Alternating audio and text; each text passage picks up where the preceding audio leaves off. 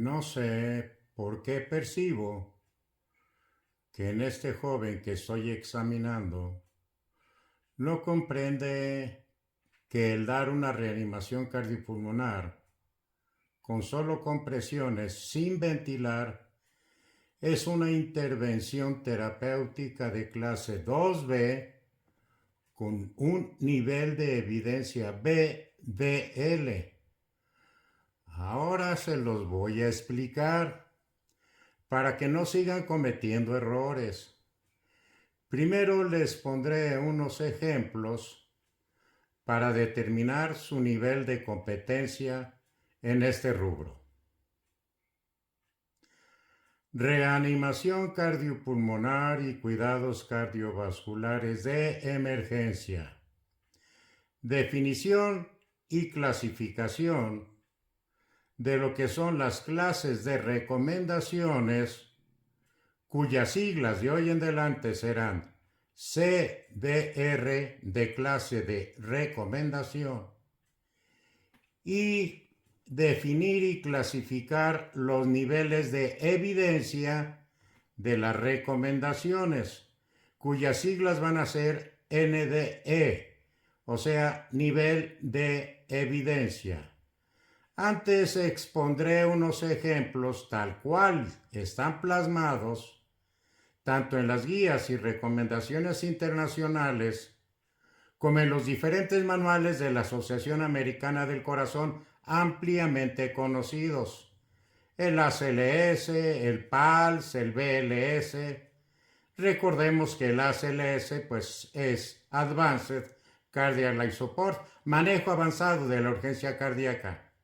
El PALS es Pediatric Advanced Life Support, manejo avanzado o soporte avanzado de la urgencia pediátrica. Y el BLS es Basic Life Support, soporte de vida vital o básico. Ahora les voy a compartir a ustedes algunas de las recomendaciones que vienen, por cierto, en las últimas guías internacionales en reanimación cardiopulmonar y cuidados cardiovasculares de emergencia. Me refiero a las guías y recomendaciones de la Asociación Americana del Corazón del año 2020. Analicemos entonces algunas de las tantas recomendaciones que vienen plasmadas en esas guías. Viene la recomendación siguiente: es razonable que los profesionales de la salud, y se refiere a los médicos, paramédicos, enfermeras, es razonable que ellos apliquen compresiones torácicas y ventilaciones a todos los pacientes adultos en paro cardíaco, sea este paro cardíaco de causa cardíaca o no cardíaca. La clase de recomendación de este enunciado es una clase 2A. Y el nivel de evidencia de esta recomendación es un nivel de evidencia CDL.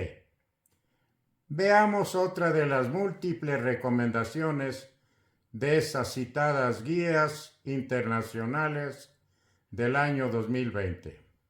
La recomendación es la siguiente: para los adultos en paro cardíaco que reciben reanimación cardiopulmonar sin tubo traqueal, es decir, que están siendo ventilados, ya sea con una bolsa, válvula, máscara, con boca, mascarilla, o de boca a boca, pero no con tubo traqueal, es razonable suspender las compresiones para liberar 2 respiraciones de 1 segundo cada una. En este caso, la clase de recomendación es 2A y el nivel de evidencia es CDL. Otro ejemplo más. Van a ser varios. Recomendación: en adultos en paro cardíaco que reciben reanimación cardiopulmonar sin tener un tubo en la tráquea ni un dispositivo extraglótico, como una máscara laringea, un tubo laringea, un combitubo, es decir, se les está dando apoyo ventilatorio también con una bolsa, válvula, máscara o bolsa mascarilla o más coloquialmente hablando, están recibiendo apoyo ventilatorio con el AMBU.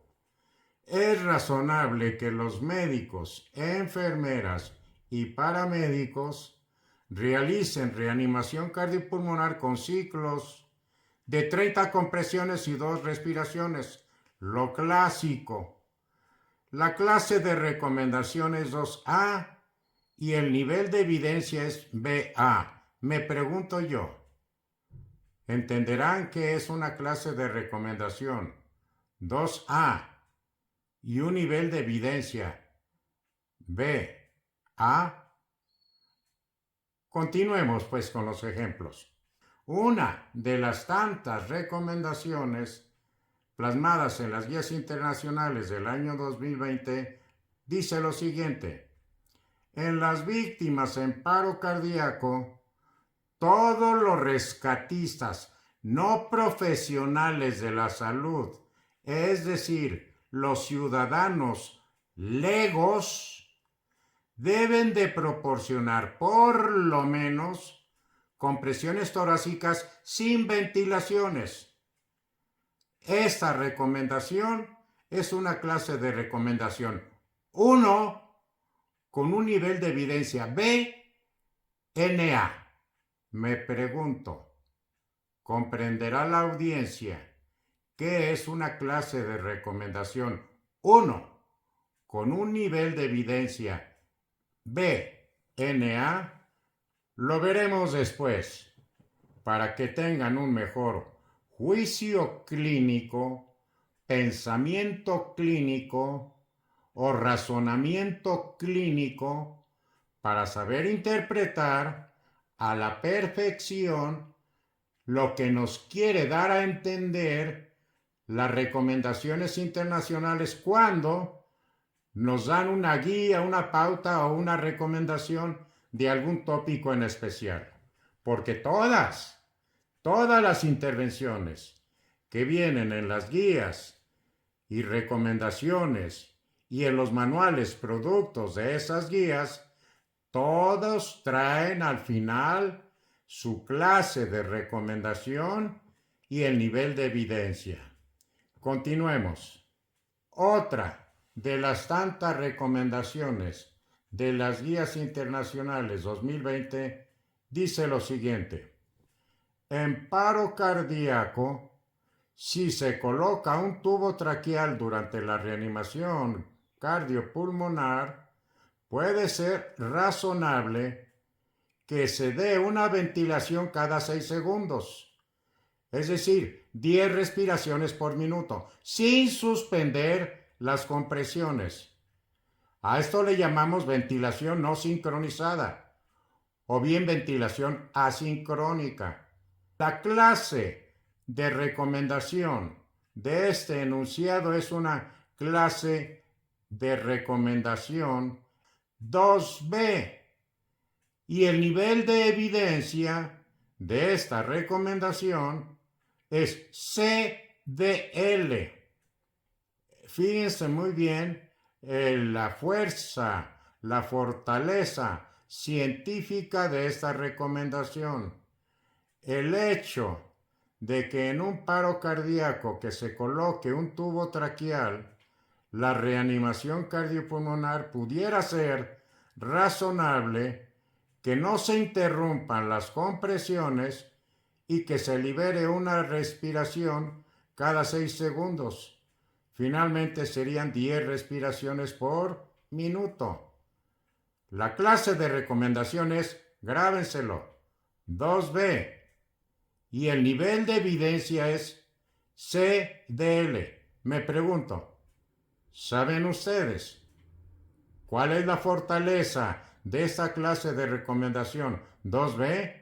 ¿Saben ustedes cuál es el apoyo científico en el que se sustenta esta recomendación específica al mencionar que el nivel de evidencia científica es CDL? Nada más hay que tomar en cuenta una consideración, para que sea una reanimación cardiopulmonar de alta calidad, se debe de comprimir de 100 a 120 por minuto. Es decir, haciendo una buena reanimación cardiopulmonar, se van a generar 2 compresiones en un segundo. Y además las guías mencionan claramente, cada compresión debe de ser fuerte, de 5 a 6 centímetros de profundidad en el adulto. Y les hago otra aclaración que viene bien plasmada. Durante la reanimación cardiopulmonar, cada respiración se debe de liberar en un segundo. Vayan ustedes analizando estos 3 conceptos, como en un segundo se van a aplicar 2 compresiones y en ese mismo segundo se va a liberar una ventilación. En el momento en que doy 2 compresiones, en ese mismo instante doy una ventilación. Y además, las compresiones van a ser profundas, de 6 centímetros, mínimo 5.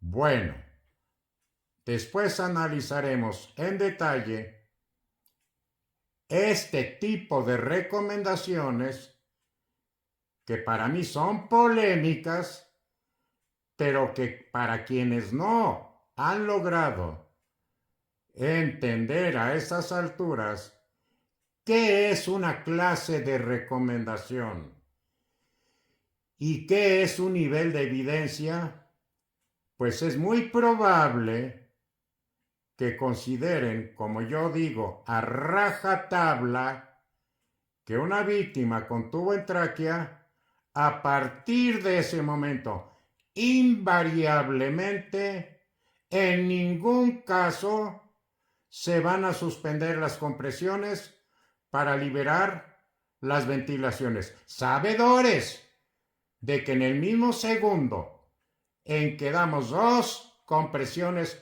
fuertes de 6 centímetros, liberamos una ventilación.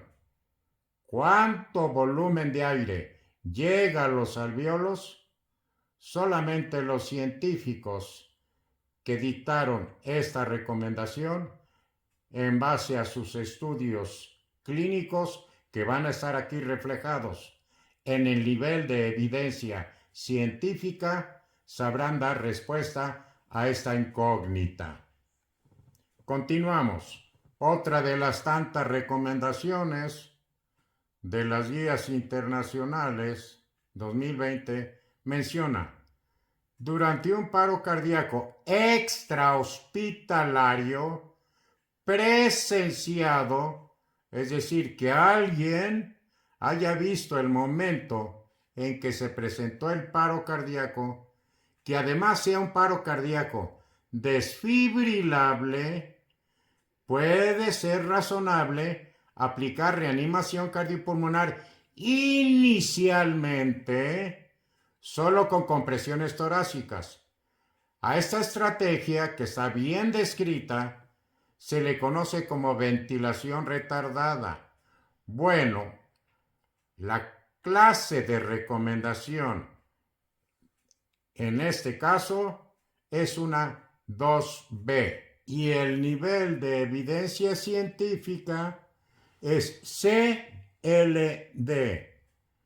Vuelvo a preguntarme, mi apreciado auditorio, seguidores, ¿entienden, comprenden qué es una clase de recomendación 2B y un nivel de evidencia CDL? Continuamos. Entonces, los objetivos de esta exposición que hoy comparto son precisamente tratar de definir y explicar esos conceptos, es decir, a qué se refieren con clase de recomendación, qué quieren decir con esa frase y a qué se refieren con niveles de evidencia científica. Miren ustedes, la clase de recomendación es la estimación de la magnitud del efecto que un tratamiento o procedimiento determinado va a tener en la persona o en la víctima que recibe esa recomendación.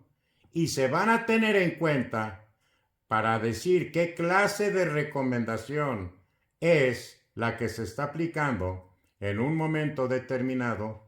Vamos a valorar los riesgos contra los beneficios, pero además vamos a valorar para determinar el nivel de evidencia si un determinado tratamiento o procedimiento va a ser útil y efectivo o no va a ser útil ni tampoco efectivo. Entonces, son 3 consideraciones a tener en mente para darle la fortaleza a una recomendación que estamos nosotros precisamente indicando. ¿Cuáles son los riesgos y beneficios de esta recomendación? ¿Es útil y efectiva o de plano no es útil ni tampoco tiene algún efecto? Estos criterios se toman muy en cuenta para determinar qué clase de recomendación es la que estamos nosotros emitiendo. Entonces ya quedamos que las clases de recomendaciones en cuanto a su fortaleza, de efecto, de aplicación, vamos a considerar fundamentalmente los riesgos contra los beneficios y si son útiles contra no útiles. Y en este sentido, debe de quedar claro que hay 4 clases de recomendaciones clasificadas numéricamente. En ocasiones vienen con números romanos y en ocasiones vienen escritas con números arábigos. A mí en lo personal me gusta más describirlas en números romanos. Y tenemos la recomendación de clase 1, la recomendación de clase 2A, la recomendación de clase 2B y la recomendación de clase 3. Ustedes, al ver esta diapositiva, ya se imaginarán cuál será la fortaleza en cuanto a su efecto, en cuanto a su recomendación de una clase 1 comparada con una clase 3. Espero que ya vayan teniendo en mente precisamente cuál sería el impacto en el paciente cuando le estamos nosotros ordenando un medicamento o un procedimiento terapéutico de clase 1 y cuál sería el impacto si estamos ordenando un fármaco, un procedimiento o cualquier otra acción en un paciente cuya clase de recomendación sea 3. Aquí quiero hacer una aclaración.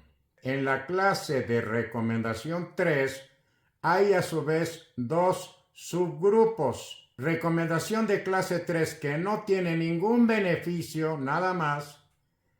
Y recomendación de clase 3, pero que además de no tener beneficio, tienen potencial de ocasionar daño o definitivamente ocasionan daño. Entonces, toda recomendación de clase 3 ya saltó la liebre, va a estar contraindicada. ¿Y por qué va a estar contraindicada? Porque no tiene ningún beneficio. Y peor, porque algunas de ellas, además de no tener beneficio, tienen el potencial de ocasionar daño. Y todavía más grave, algunas no tienen el potencial de ocasionar daño, sino que además de no ser benéficas, ocasionan daño. Vean ustedes cómo ya empezamos a hacer conciencia de la relevancia de que cuando leamos una recomendación nos fijemos en el nivel de recomendación en cuanto a qué clase de recomendación es. es clase de recomendación 1, 2A, 2B, es clase 3 sin beneficio o es clase 3 dañina. La recomendación de clase 1 es una clase alta. El beneficio es mucho mayor que el riesgo. Y las frases que en la literatura encontramos, en las guías y en los manuales, que sugieren que se están refiriendo a una recomendación de clase 1, son las siguientes expresiones. Siempre que veamos se recomienda, está indicada, es útil, es de beneficio, invariablemente se están refiriendo a una recomendación de clase 1. Recomendación de clase 2A. Es una clase moderada. El beneficio sigue siendo mayor que el riesgo, no tanto como en la recomendación de clase 1, pero siguen teniendo cierto beneficio sobre el riesgo. Las frases sugerentes de esta clase de recomendación que leemos en las guías internacionales y en los manuales son las siguientes. Es razonable aplicar tal o cual fármaco, efectuar tal o cual procedimiento. Puede ser útil, puede ser eficaz, puede ser de beneficio. Siempre cuando hacen una recomendación en los manuales que estudiamos para los cursos, va a venir en todas las recomendaciones, cuando son de clase 2A, la frase de es razonable, puede ser útil, puede ser eficaz, puede ser de beneficio. Recomendación de clase 2B. Es una clase baja. El beneficio es un poco mayor que el riesgo. Definitivamente es una recomendación de estatus muy bajo en relación con una recomendación de clase 2A y no se diga con una recomendación de clase A. Las frases que leemos en las guías internacionales, cuando vemos las guías internacionales, o bien cuando nada más vemos los manuales, estudiamos los puros manuales de la AJA, las frases sugerentes de esa clase de recomendación 2B son las siguientes. Ya no dice es razonable. Mencionan puede o podría ser razonable. No se dice se debe considerar. No. Aquí se mencionan puede o podría considerarse. También vienen descritas como su utilidad y eficacia se desconoce, su utilidad y eficacia es dudosa, su utilidad y eficacia es incierta, o de plano, su utilidad y eficacia no se ha determinado. Pongan mucha atención en esta clase de recomendación 2B.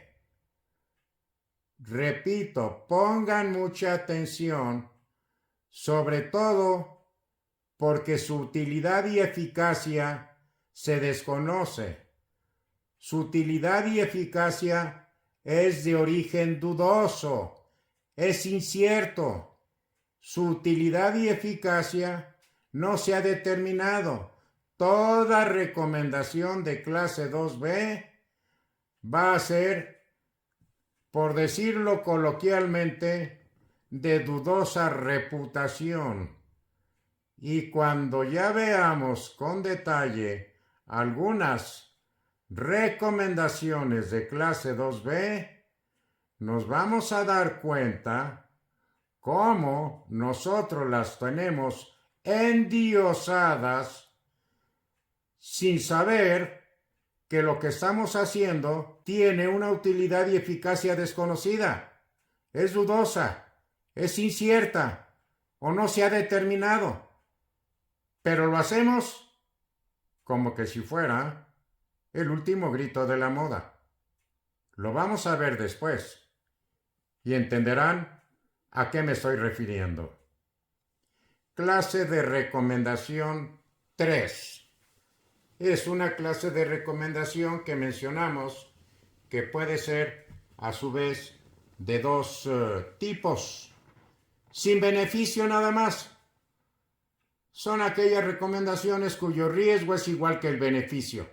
Por lo tanto, están contraindicadas no porque causen daño o puedan causar daño, no, sino porque simple y sencillamente no vamos a lograr nada. El riesgo es igual que el beneficio. Las frases que en la literatura sugieren a esta clase de recomendación son las siguientes: no se recomienda, no está indicada, no es útil, no es eficaz, no es de beneficio, no se debería realizar, no se debe administrar. La recomendación de clase 3 con perjuicio o con daño, pues evidentemente esta recomendación, aparte de no estar indicada, está contraindicada porque el riesgo es mayor del beneficio. Las frases que vamos a encontrar en la literatura para darnos a entender que estamos ante una recomendación de clase 3 con perjuicio o con daño son las siguientes: este procedimiento es perjudicial, este fármaco es perjudicial, o bien este procedimiento o fármaco es potencialmente perjudicial. Otras de las frases frecuentes son: se asocia a mayor mortalidad, se asocia a mayor morbilidad, no debería de realizarse y no debería de administrarse. Cuando se trata, pues, de algún fármaco, por ejemplo, no debería de administrarse tal o cual fármaco, porque es una intervención de clase 3 con perjuicio. Y cuando se habla de realizarse, es alguna maniobra, procedimiento o destreza. No debería cardiovertirse porque no está indicado, está contraindicado, es una clase 3, pero además con daño o con perjuicio. Entonces, cuando se habla de recomendaciones, se están refiriendo no nada más a lo relacionado con farmacología, sino a los múltiples procedimientos que con relativamente ejecutamos en los pacientes que tienen una emergencia cardiovascular: la desfibrilación, la cardioversión eléctrica, las maniobras vagales, la aplicación de un marcapasos. Son procedimientos que tienen su clase de recomendación. En ocasiones van a ser una clase de recomendación 1, pero en otras ocasiones, depende de las circunstancias clínicas, van a ser una recomendación de clase 3. Y vuelvo a preguntarme, ¿se han puesto a pensar ustedes, cuando están estudiando su manual y que al final dice la clase de recomendación, si ustedes están entendiendo cuál es la relevancia clínica? Que nos digan qué clase de recomendación es la que nos están transmitiendo, para que la conozcamos y en su momento sepamos, de acuerdo a nuestro pensamiento crítico, si debemos de aplicarla o no en ese caso determinado. Ya terminé de analizar y de exponerles a ustedes qué es una clase de recomendación, a qué se refieren, y aprendimos que las clases de recomendaciones son 4. Clase de recomendación 1, clase de recomendación 2A, clase de recomendación 2B y clase de recomendación 3. Y que a su vez la clase de recomendación 3 tiene dos categorías, dependiendo de si causan daño o no. La clase de recomendación 3 siempre va a estar contraindicada, pero alguna va a ser indiferente. Va a estar contraindicada porque no tiene ningún efecto, ningún beneficio. Es igual que el riesgo, ya lo vimos. pero habrá clase de recomendación 3, potencialmente dañina o francamente dañina. Pero todas las clases de recomendaciones siempre van acompañadas del nivel de evidencia científica que apoya, que soporta una clase de recomendación determinada. Por eso es que en este momento voy a explicarles qué quiere decir nivel de evidencia científica y que lo vamos a plasmar con las siglas NDE, nivel de evidencia. El nivel de evidencia nos da una idea de qué tan sólido es el efecto del tratamiento, basándose en los reportes de la evidencia científica existente, que apoya o le da soporte a cada una de las recomendaciones antes mencionadas. Es decir, es la evidencia científica que va a soportar a las recomendaciones de clase 1, de clase 2A, de clase 2B y de clase 3. Nuevamente me vuelvo yo a preguntar, cuando nosotros estudiamos un manual de la Asociación Americana del Corazón y al final de una recomendación nos están mencionando que es una recomendación de clase 2A con un determinado nivel de evidencia, si realmente le estamos dando el peso específico a esa recomendación. En cuanto a los niveles de evidencia científica, esas se categorizan por letras. Las clases de recomendaciones las categorizamos por números, pero los niveles de evidencia son categorizados por letras. Letras mayúsculas, por cierto. Las letras son la A, la B o la C. Y van a ser de acuerdo a la calidad metodológica de los estudios científicos que soportan las recomendaciones, siendo mejores niveles de evidencia, pues los niveles de evidencia A, es decir, aquellos estudios clínicos que fueron programados, que fueron planeados para realizarse en un futuro, lo que llamamos prospectivos, sin hacer una selección de los participantes. Va a ser al azar, lo que llamamos cegados, para que no haya precisamente sesgos. Y además, comparando un grupo que fue sometido a un determinado tratamiento con otro grupo que no recibió el mismo tratamiento o el mismo procedimiento, para ver si la aplicación de ese determinado fármaco o de ese determinado procedimiento es mejor que no haberlo hecho, al comparar un grupo que sí recibió el tratamiento que se está estudiando con el grupo que no lo recibió, pero que además son grupos, repito, que no fueron seleccionados, que se fueron escogiendo al azar, como la bolita roja y bolita blanca. Entonces, no se sabe quién sí recibe el tratamiento y quién no lo recibe. Nada más se van a obtener los resultados y al final, al hacer el análisis de ese estudio, se van a tener conclusiones de que si lo que se hizo o lo que se administró tuvo algún efecto positivo. Y en este caso, en estos estudios prospectivos, es decir, planeados hacia el futuro, con estas características, toda indicación terapéutica que tenga un nivel de evidencia A va a tener un excelente soporte científico. Son lo que denominamos también en la literatura como ensayos clínicos.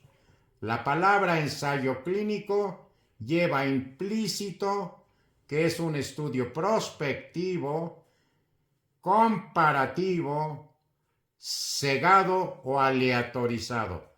Es el máximo nivel de evidencia.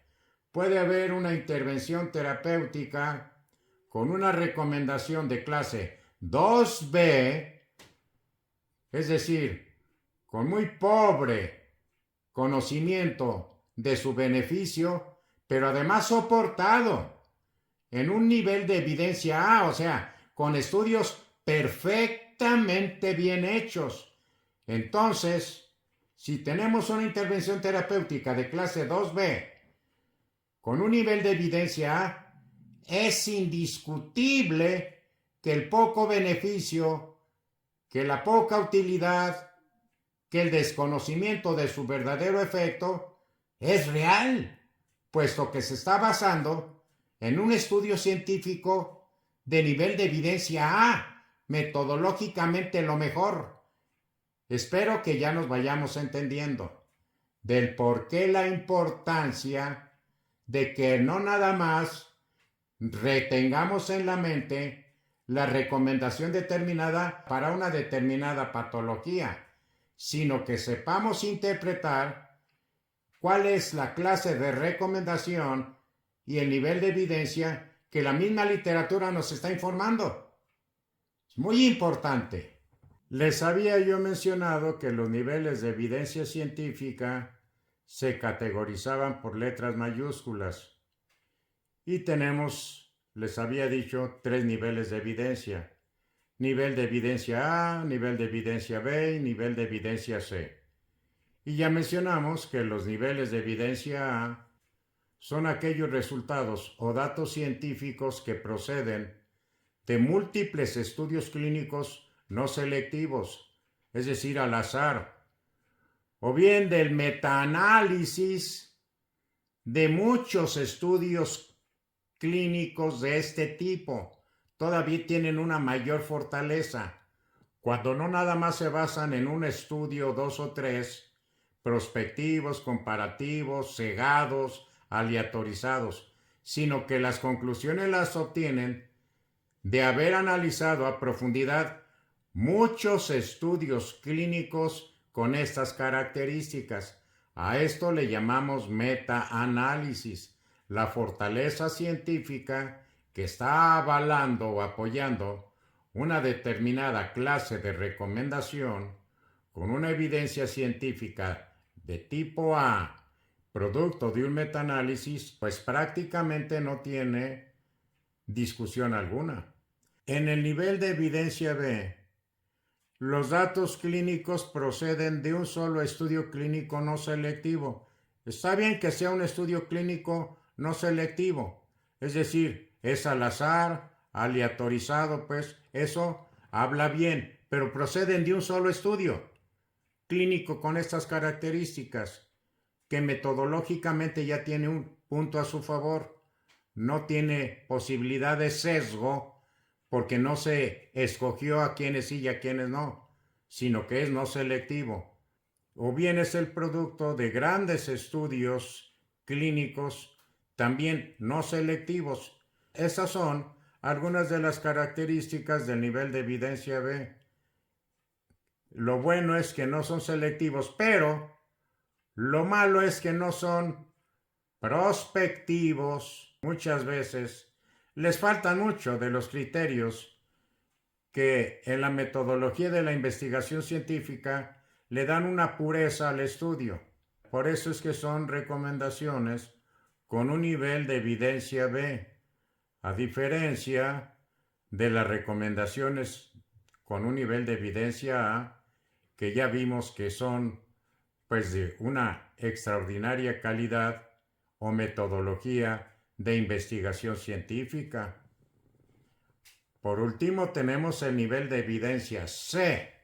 Ya nos vamos imaginando, pues, que son aquellos estudios científicos de una pobre metodología de investigación clínica.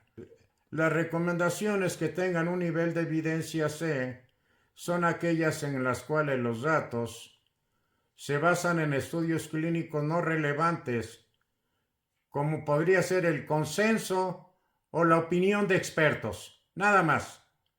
No de un estudio clínico elaborado, planeado, programado, no.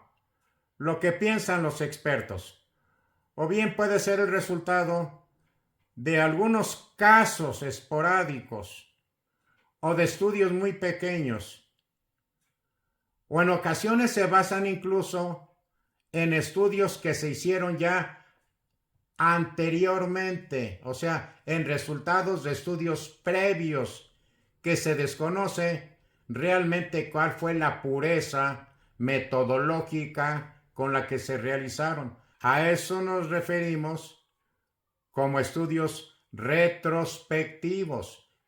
Son estudios que ya se hicieron. Ahorita ya nada más tenemos los resultados y estamos analizando los resultados. A diferencia de los estudios de los niveles de evidencia A, que siempre son prospectivos, planeados a algún futuro. No sabemos qué vamos a obtener hasta que no hayamos terminado con el estudio. Vean la gran diferencia entre un nivel de evidencia C con un nivel de evidencia A. En ocasiones los niveles de evidencia C pues son simple registro nada más. Se registró anecdóticamente un resultado X y en eso se basan muchas veces para dar alguna recomendación determinada con una clase de recomendación 2A, clase de recomendación 2B y con un nivel de evidencia C, o sea, poca literatura científica, además de que la recomendación 2B, su eficacia es incierta, hay poca evidencia. Pero aún así, si me estoy refiriendo a una clase de recomendación 2B, pero con un nivel de evidencia A, aguas, porque una clase de recomendación 2B, cuyo beneficio es incierto, es impreciso, en ocasiones se desconoce y además es el resultado de estudios metodológicamente pulcros, esto sí es veneno puro, comparado con una recomendación de clase 2B con un nivel de evidencia C, porque aquí pues queda el beneficio de la duda, es la opinión de expertos, consenso de expertos, no es el producto de un estudio metodológicamente puro, de alta calidad. Hay que ir entendiendo estos conceptos. Es muy importante. Por eso estoy compartiendo esta exposición. Siguiendo con el mismo tópico de los niveles de evidencia, voy a explicarles a ustedes algo que ya comenté. El nivel de evidencia A es un nivel de evidencia A y se acabó. Pero el nivel de evidencia B puede ser BA. ¿Qué quiere decir A? Que es un estudio aleatorizado, cegado, no se seleccionó al azar. Tiene mayor fortaleza que un nivel de evidencia no A, porque en esos estudios que tienen un nivel de evidencia B no A, los participantes fueron seleccionados, no fueron al azar. Entonces, es importante que comprendamos también esto. Vean cómo se están poniendo complejos los conceptos. Y en cuanto a nivel de evidencia C, tenemos dos subgrupos. El nivel de evidencia C, DL, que quiere decir datos limitados, y el nivel de evidencia C, o que ya habíamos mencionado, opinión de expertos. Es lo mismo que hice mención anteriormente, pero ahora sí nos están diciendo, esta intervención terapéutica es una recomendación de clase 2A con un nivel de evidencia C, DL, es decir, hay datos muy limitados. O esta es una recomendación terapéutica de clase 2A con un nivel de evidencia C o E, Es decir, es la simple opinión de expertos, la fortaleza de la recomendación que se le está recomendando en este momento como una intervención terapéutica con un nivel de evidencia C o E, pues es una recomendación, sepa usted que es el producto de la experiencia o conjeturas racionales de los expertos. Nuevamente, haciendo énfasis, el nivel de evidencia son los resultados obtenidos de estudios clínicos bien planeados para realizarse en el futuro, de ahí que la palabra de prospectivos, sin seleccionar a los participantes de los grupos, es decir, se le denomina un estudio al azar o aleatorizado. De ahí la letra A, que es al azar en el nivel de evidencia. Y además comparando un grupo con otro, comparativos. Estos son los rasgos característicos de los ensayos clínicos bien elaborados. Son prospectivos, son aleatorizados o no seleccionados y además comparan a dos grupos o a tres, dependiendo del estudio. Los resultados que se obtengan de ese tipo de estudios científicos van a tener un nivel de evidencia A. En cuanto a los niveles de evidencia B, tenemos un nivel de evidencia BA, pero A en este caso se refiere a que son estudios aleatorizados. Entonces,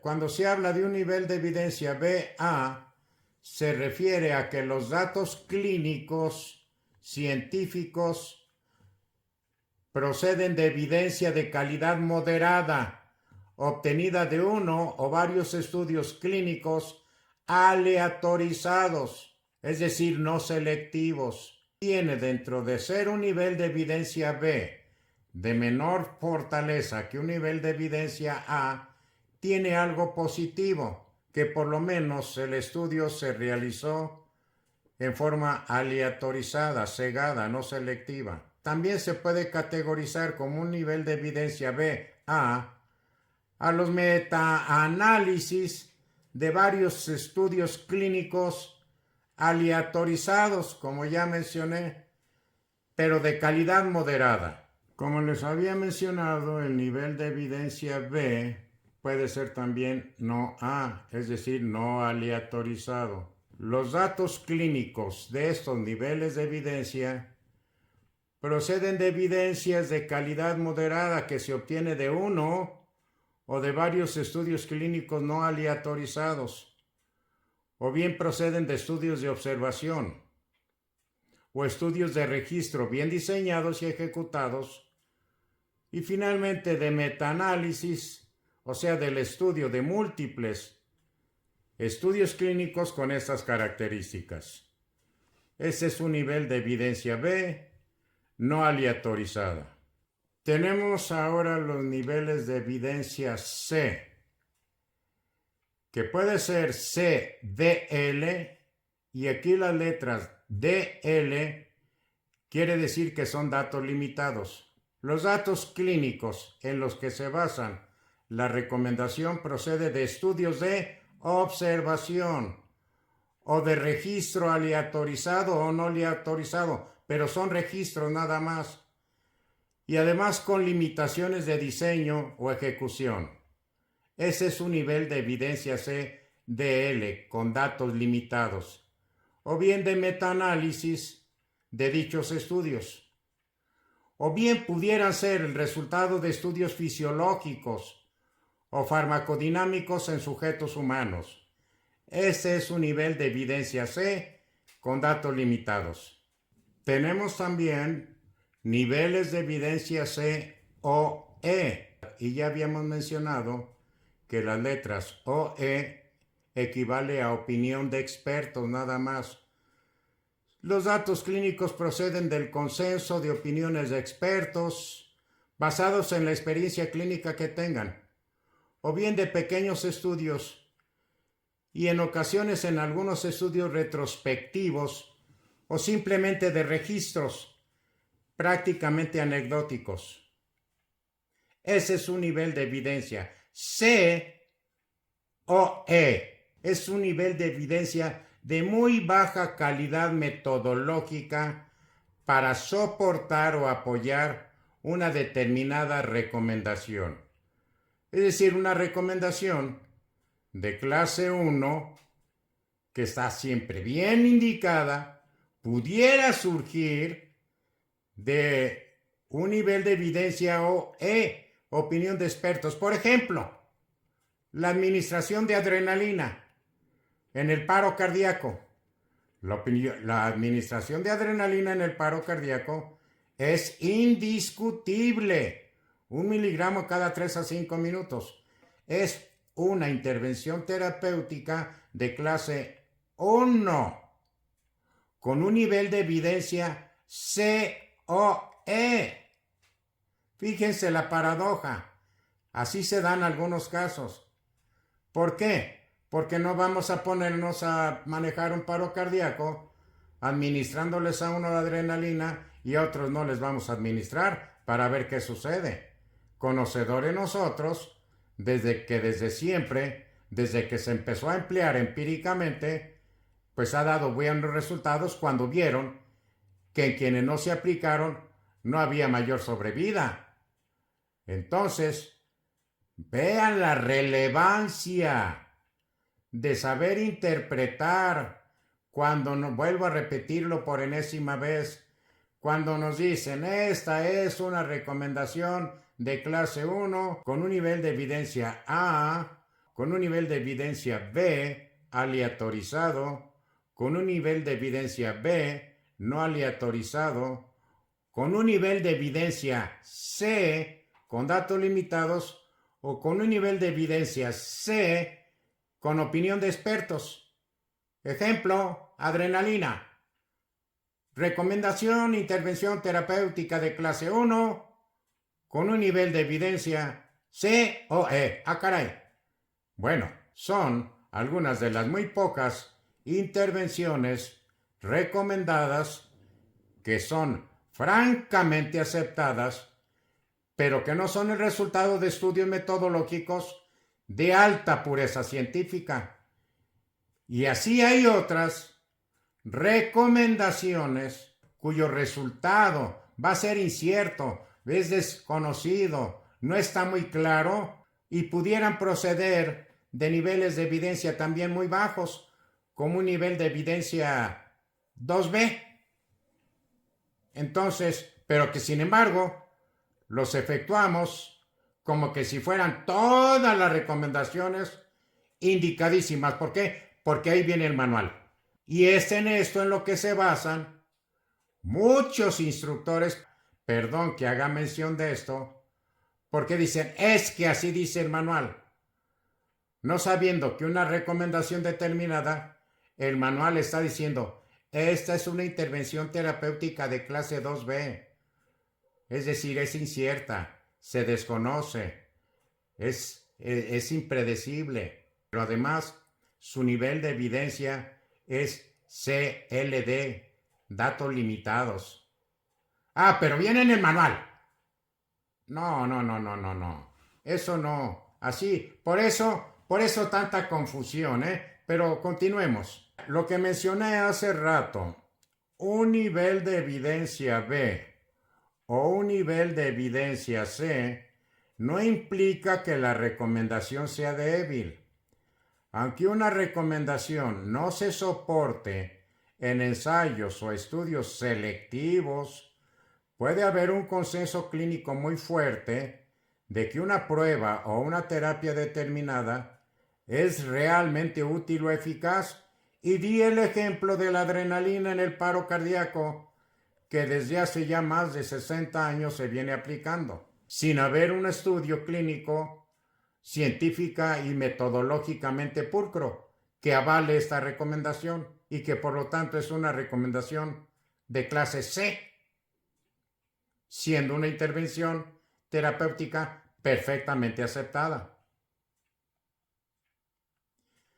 Visto pues ya todo lo anterior, ahora sí, vamos a analizar los siguientes ejemplos que yo les pongo ahí con mayúsculas, íconos, por lo polémico que han surgido. Vamos a analizar estos ejemplos en cuanto a su clase de recomendación y nivel de evidencia científico. Y al final, cada uno de quienes hayan visto toda esta intervención, que para mí es fundamental, para mí esta exposición es vital, porque yo dudo que haya más de un 10% de que conozcan estos aspectos tan importantes. La gran mayoría de los alumnos que toman los cursos de soporte vital básico o soporte vital cardíaco avanzado, el ACLS, están leyendo su manual y luego ahí mencionan al final clase de recomendación 2A con un nivel de evidencia B con datos limitados. Pero el que diga la clase de recomendación 2A con el que diga la clase de recomendación 2A con un nivel de evidencia B, DL, pues no le dan importancia porque no saben ni qué quiere decir. Y bueno, veamos los siguientes ejemplos para que vayan ustedes, considero yo, pues dándole más importancia a esta información. Viene muy clara esta recomendación en las guías internacionales 2020. Se refiere a lo que es la reanimación cardiopulmonar con compresiones torácicas asincrónicas en una víctima intubada. Y menciona lo siguiente: si se coloca una vía aérea avanzada, puede ser razonable que el proveedor entregue una respiración cada 6 segundos, es decir, 10 por minuto, sin interrumpir las compresiones. Clase de recomendación 2B. Nivel de evidencia LD. Analicemos con un poquito de detalle esta recomendación que cuando se hizo pública fue el boom y fue definitivamente tomada, como yo digo, a rajatabla, el que una víctima que está en paro cardíaco y que está intubada se apliquen compresiones torácicas ininterrumpidamente sin dar tiempo para ventilar, ventilando en forma asincrónica cada 6 segundos. Pues mire nada más, al ser una clase 2B, su utilidad y eficacia se desconoce. Su utilidad y eficacia es dudosa, es incierta o definitivamente no se ha determinado. Y vean ustedes, ahí nos está diciendo, así está plasmado en la guía, así está plasmado en los manuales de ACLS, pero al no saber interpretar qué quiere decir clase de recomendación 2B, creemos nosotros que estamos haciendo un gran beneficio cuando el ventilar asincrónicamente a través de un tubo traqueal sin suspender las compresiones para asegurarnos, para garantizar que llegue oxígeno a los pulmones, pues simple y sencillamente estamos haciendo algo cuya utilidad y eficacia no se conoce. Es dudosa, es incierta o definitivamente no se ha determinado. Y al ser sustentada en un nivel de evidencia C, LD, pues recordemos, son estudios de observación, de registro aleatorizados o no aleatorizados, con limitaciones de diseño o ejecución. Aparte de que su utilidad y eficacia es desconocida, dudosa, incierta o no se ha determinado los estudios en los que se sustenta esta recomendación pudieron haber tenido limitaciones de diseño o de ejecución, pero sin embargo, a rajatabla, porque así dice el manual. Sí, así dice el manual, pero no lo leyeron completo. Lean que el dar reanimación cardiopulmonar en una víctima intubada con compresiones ininterrumpidas, sin dar tiempo para ventilar, dando ventilaciones asincrónicas a través del tubo traqueal que tenga, una cada 6 segundos, pues no es la panacea. Para aquellos que dicen, es que así dice el manual. Sí, repito, así dice el manual. Pero por favor, una recomendación muy sana. Vean qué clase de recomendación es y cuál es el nivel de evidencia de hacer este procedimiento en una víctima en paro cardíaco. Posteriormente, haré una exposición de todas aquellas recomendaciones que son polémicas, que son motivo de discusión, que ya he comentado yo mucho, porque para mí no se me hacen lógicas. Como en este caso, ¿cómo es posible que si estoy yo esforzándome en dar una reanimación cardiopulmonar de alta calidad con 120 compresiones por minuto, que al dividir 120 entre 60 segundos, estoy liberando 2 compresiones en un segundo, y que las guías también mencionan que las ventilaciones deben de ser en un segundo? ¿Cómo es posible que en el mismo tiempo de un segundo en que doy 2 compresiones, aplique una ventilación? La pregunta que cualquier persona con algo de sentido común se haría es, oye, ¿cómo en el momento en que comprimo fuerte, abatiendo 6 centímetros la pared torácica por 2 ocasiones, le doy una ventilación? Me pregunto, ¿cuánto oxígeno podrá haber llegado a los alvéolos? Y sin embargo, hay de aquel que en un momento dado se detenga para dar 2 ventilaciones a través del tubo traqueal porque la víctima está intubada. Otra más, reanimación cardiopulmonar con solo compresiones. Se menciona en la literatura. En los pacientes con paro cardíaco extrahospitalario presenciado puede ser razonable inicialmente aplicar solo compresiones con mínimas interrupciones, lo que se llama ventilación retardada. Es una recomendación de clase 2B, con un nivel de evidencia CDL. Y al decir clase 2B, volvemos a repetir, en el medio extrahospitalario, en un paro cardíaco presenciado, puede ser razonable iniciar con compresiones al inicio nada más, porque es una ventilación retardada y es una intervención cuya utilidad y eficacia se desconoce, es dudosa, es incierta o no se ha determinado. Y además los estudios en los que se elaboraron son con limitaciones de diseño y ejecución. Bueno, con esta última disertación doy por terminada esta exposición. Posteriormente les compartiré, repito, una gran cantidad de recomendaciones que vienen precisamente en las guías y recomendaciones en reanimación cardiopulmonar del 2020 y también analizaremos con más detalle las últimas recomendaciones enfocadas en el mes de diciembre del año 2023, que se enfocaron en ver 5 aspectos de las decenas o cientos de intervenciones que hay. Se enfocó en evaluar los fármacos, tanto fármacos vasoconstrictores como antiarrítmicos y misceláneos en paro cardíaco.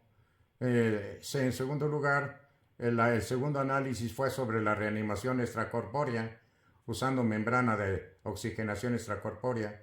En tercer lugar, el manejo de las convulsiones. Una víctima que hubo retorno de la circulación espontánea, cómo se van a manejar las convulsiones. Después también se analizó la intervención coronaria percutánea en las víctimas que retornó la circulación espontánea, cuándo sí y cuándo no, y qué resultados hubo. Y también el manejo de la temperatura en las víctimas que retornó la circulación. Esos 5 aspectos fueron analizados en las guías internacionales focalizadas, por eso se le llama focalizadas, porque nada más se vieron 5 aspectos de los cientos que hay y se compararon con lo reportado en esos 5 aspectos en las guías internacionales últimas del año 2020.